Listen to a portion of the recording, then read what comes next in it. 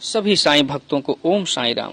आज श्री साईं सच्चरित्र हिंदी से अध्याय 41 चित्र की कथा, चिंदियों की चोरी और ज्ञानेश्वरी के पठन की कथा। गत अध्याय में वर्णित घटना के 9 वर्ष पश्चात अली मोहम्मद हेमाड पंत से मिले और वह पिछली कथा निम्नलिखित रूप में सुनाई।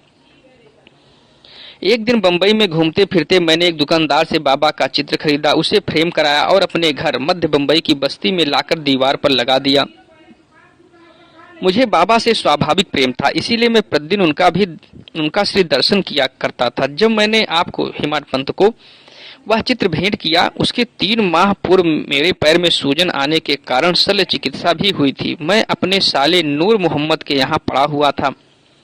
खुद मेरे घर पर 3 माह से ताला लगा था और उस समय वहां पर कोई न था।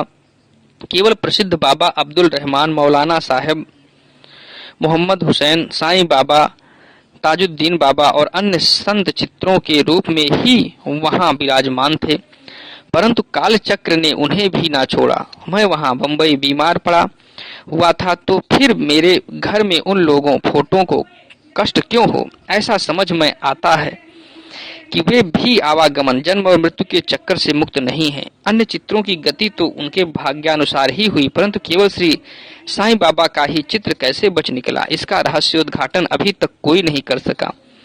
इससे श्री साईं बाबा की सर्वव्यापकता और उनकी असीम शक्ति का पता चलता है। कुछ वर्ष पूर्व मुझे मोहम्मद हुसैन थारिया टोपण से संत बाबा अब्दुल रहमान का चित्र प्राप्त हुआ था, जिसे मैंने अपने साले नूर मोहम्मद पीर भाई को दे दिया, जो गत 8 वर्षों से उसकी मेज पर पड़ा हुआ था। एक दिन उसकी दृष्टि इस चित्र पर पड़ी, तब उसने उसे फोटोग्राफर के पास ले जाकर उसकी बड़ी फोटो बनवाई और उसकी कापियां अपने कई रिश्तेदारों और मित्रों में वितरित की।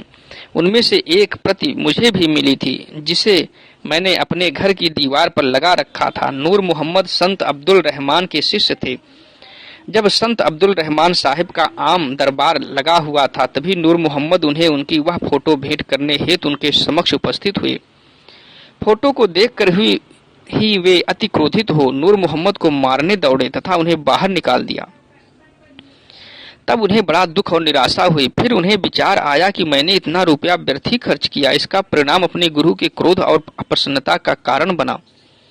उनके गुरु मूर्ति पूजा के विरोधी थे, इसीलिए वे हाथ में फोटो लेकर अपोलो बंदर पहुंचे और एक नाव किराए पर लेकर बीच समुद्र में वह फोटो विसर्जित कराए। नूर मोहम्मद ने अपने सब मित्रों और संबंधियों से भी प्रार्थना कर सब फोटो वापस बुला लिए। कुल 6 फोटो थे और एक मछुए के हाथ से बांद्रा के निकट समुद्र में विसर्जित करा दिए। इस समय मैं अपने साले के घर पर ही था। तब नूर मोहम्मद ने मुझसे कहा कि यदि तुम संतों के सब चित्रों को समुद्र में विसर्जित करा दोगे तो तुम शीघ्र स्वस्थ हो जाओगे। यह सुनकर मैंने मैनेजर मेहता को अपने घर पर भेजा और उसके द्वारा घर में लगे हुए सब चित्रों को समुद्र में फेंकवा दिया। 2 माह पश्चात जब मैं अपने घर वापस लौटा तो बाबा का चित्र पूर्ववत लगा देखकर मुझे महान आश्चर्य हुआ। मैं समझ ना सका कि मेहता ने अन्य सब चित्रों को निकालकर विसर्जित कर दिए, पर केवल यही चित्र कैसे बच गया। तब मैंने तुरंत ही उसे निकाल लिया और सोचने लगा कि कहीं मेरे साले की दृष्टि इस चित्र पर पड़ गई तो वह इसकी भी इतिश्री कर देगा। जब मैं ऐसा विचार कर ही रहा था कि इस चित्र को कौन अच्छी तरह संभाल कर रख सकेगा, तब स्वयं श्री साईं बाबा ने सुझाया कि मौलाना इस्मू मुजावर के पास जाकर उनसे परामर्श करो और उनकी इच्छा अनुसार ही कार्य करो। मैंने मौलाना साहेब से भेंट की और सब बातें उन्हें बतलाई। कुछ देर विचार करने के पश्चात वे इस निर्णय पर पहुंचे कि इस चित्र को आपको हेमाड पंत ही भेंट करना उचित है, क्योंकि केवल आप ही इसे उत्तम प्रकार से संभालने के लिए सर्वथा सत्पात्र हैं। तब हम दोनों आपके घर आए और उपयुक्त समय पर ही यह चित्र आपको भेंट कर दिया। इस कथा से विदित होता है कि बाबा त्रिकाल ज्ञानी थे और कितनी कुशलता से समस्या हल कर भक्तों की इच्छाएं पूर्ण किया करते थे। निम्नलिखित कथा इस बात का प्रतीक है कि आध्यात्मिक जिज्ञासुओं पर बाबा किस प्रकार स्नेह रखते तथा किस प्रकार उनके कष्ट निवारण कर उन्हें सुख पहुंचाते थे। चिंदियों की चोरी और ज्ञानेश्वरी का पठन। श्री वी देव, जो उस समय डहाड़ू के मामलेदार थे, को दीर्घकाल से अन्य धार्मिक ग्रंथों के साथ साथ ज्ञानेश्वरी के पठन की तीव्र इच्छा थी। ज्ञानेश्वरी भगवद गीता पर श्री ज्ञानेश्वर महाराज द्वारा रचित मराठी टीका है। वे भगवद गीता के एक अध्याय का नित्य पाठ करते तथा थोड़ा बहुत अन्य ग्रंथों का भी अध्ययन करते थे, परंतु जब भी वे ज्ञानेश्वरी का पाठ प्रारंभ करते तो उनके समक्ष अनेक बाधाएं उपस्थित हो जाती, जिससे वे पाठ करने से सर्वथा वंचित रह जाया करते थे। 3 मास की छुट्टी लेकर वे शिरडी पधारे और तत्पश्चात वे अपने घर पौड़ में विश्राम करने के लिए भी गए। अन्य ग्रंथों तो वो पढ़ा ही करते थे, परंतु जब ज्ञानेश्वरी का पाठ प्रारंभ करते तो नाना प्रकार के कलुषित विचार उन्हें इस प्रकार घेर लेते कि लाचार होकर उसका पठन स्थगित करना पड़ता था। बहुत प्रयत्न करने पर भी जब उनको केवल 2-4 ओबियां पढ़ना भी दुष्कर हो गया, तब उन्होंने यह निश्चय किया कि जब दयानिधि श्री साईं ही कृपा करके इस ग्रंथ के पठन की आज्ञा देंगे तभी उसका श्री गणेश करूंगा। सन 1914 के फरवरी मास में वे सकुटुंब शिरडी पधारे। तभी श्री जोग ने उनसे पूछा कि क्या आप ज्ञानेश्वरी का नित्य पठन करते हैं? श्री देव ने उत्तर दिया कि मेरी इच्छा तो बहुत है, परंतु मैं ऐसा करने में सफलता नहीं पा रहा हूँ। अब तो जब बाबा की आज्ञा होगी तभी प्रारंभ करूंगा। श्री जोग ने सलाह दी कि ग्रंथ की एक प्रति खरीदकर बाबा को भेंट करो और जब वे अपने कर कमलों से स्पर्श कर उसे वापस लौटा दें तब उसका पठन प्रारंभ कर देना। श्री देव ने कहा कि मैं इस प्रणाली को श्रेयस्कर नहीं समझता, क्योंकि बाबा तो अंतर्यामी हैं और मेरे हृदय की इच्छा उनसे कैसे गुप्त रह सकती है? क्या वे स्पष्ट शब्दों में आज्ञा देकर मेरी मनोकामना पूर्ण ना करेंगे?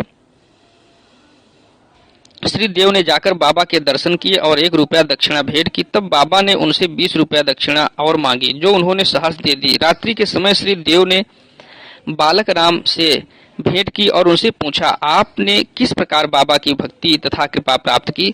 बालक राम ने कहा, मैं दूसरे दिन आरती समाप्त होने के पश्चात आपको पूर्ण वृत्तांत सुनाऊंगा।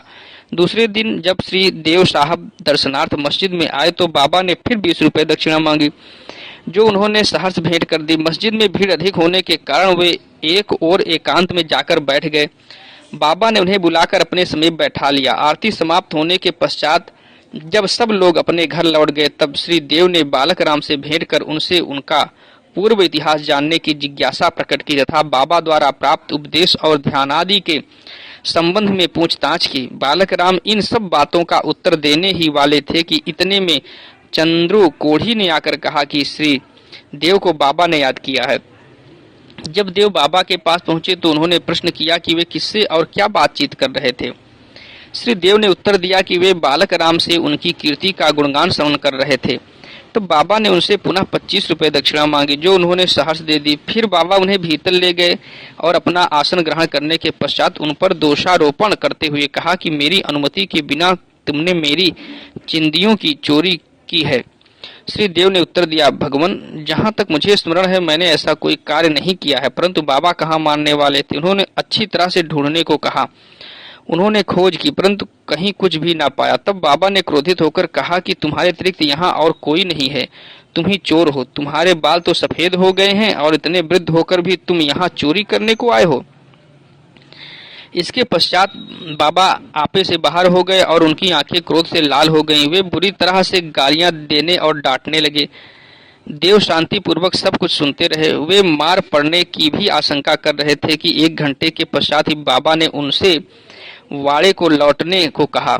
वाड़े लौटकर उन्होंने जो कुछ हुआ था उसका पूर्ण विवरण जोग और बालक राम को सुनाया। दोपहर के पश्चात बाबा ने सबके साथ देव को भी बुलाया और कहने लगे कि शायद मेरे शब्दों ने इस वृद्ध को पीड़ा पहुंचाई होगी। उन्होंने चोरी की है और इसे ये स्वीकार नहीं करते हैं। उन्होंने देव से पुनः 12 रुपये दक्षिणा मांगी, जो उन्होंने एकत्र करके सहर्ष भेंट करते हुए उन्हें नमस्कार किया। तब बाबा देव से कहने लगे कि तुम आजकल क्या कर रहे हो? देव ने उत्तर दिया कि कुछ भी नहीं। तब बाबा ने कहा, प्रतिदिन पोथी ज्ञानेश्वरी का पाठ किया करो। जाओ बाड़े में बैठकर क्रमशः नित्य पाठ करो और जो कुछ भी तुम पढ़ो उसका अर्थ दूसरे को प्रेम और भक्ति पूर्वक समझाओ। मैं तो तुम्हें सुनहरा सेला दुपट्टा भेंट देना चाहता हूँ, फिर तुम दूसरों के समीप चिंदियों की आशा से क्यों जाते हो? क्या तुम्हें यह शोभा देता है?